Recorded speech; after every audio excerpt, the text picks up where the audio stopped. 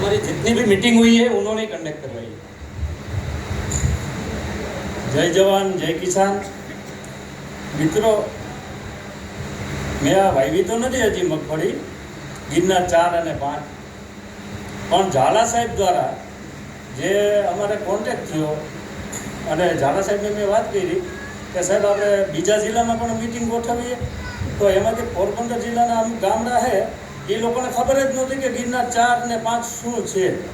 પછી સાહેબે ગોઠવી, એ લોકો આવ્યા છે, લેવા જ આવ્યા છે અને ગિરનાર 4 મારા ગામની અંદર તો 32, 28 અને 22, 20 બધાના વાવેતર થાય 39, પણ આ વખતે અમારે ગિરનાર 4નું વાવેતર વધારે થાય છે।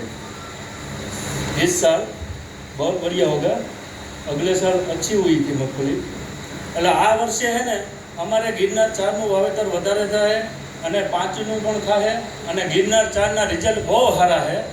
એટલે જેને ટ્રાયલ કરવી હોય, બિયારણ જો કે અત્યારે કોઈ પાસે હોય સ્ટોરેજમાં, તો થોડીક વાવો તમે, બરોબર।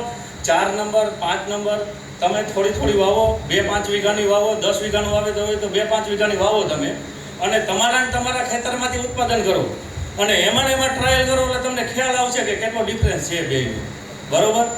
એટલે હું તો ભલામણ કરું છું કે આપણે ઝાલા સાહેબ આવીને કે વાતચીત થઈ હતી અને બિયારણ વિશે ઘણી બધી માહિતી આપી હતી, એનાથી પણ જાગૃત થયા છે ખેડૂતો।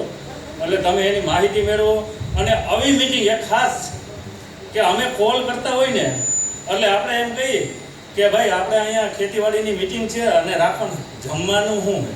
અરે મારા ભાઈ, જમવાનું નહીં, આપણે મિટિંગ મહત્વની છે, જમવાનું મહત્વનું નથી, એ ગૌણ છે।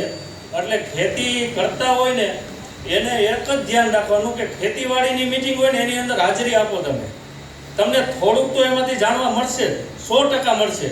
અને આવા અધિકારી બધા હોય અને એનો કોન્ટેક્ટ તમારે થાય, અમે તો કેની ઉપર હોય કે મારો એક 15 વ્યક્તિનું ગ્રુપ હોય તો હું એને એવું કહું કે તારે એક વ્યક્તિ દીઠ ફોન કરું કે 2 ખેડૂતને લઈને આવવાનું, તો તમે એમાં 15 હોય તો 30 જણા થઈ જાઓ તમે। એટલે એવી રીતે તમે મીટિંગ કરો અને આવી એક મુલાકાત હોય, આવી મીટિંગના લાભ લ્યો તમે બધા, બસ।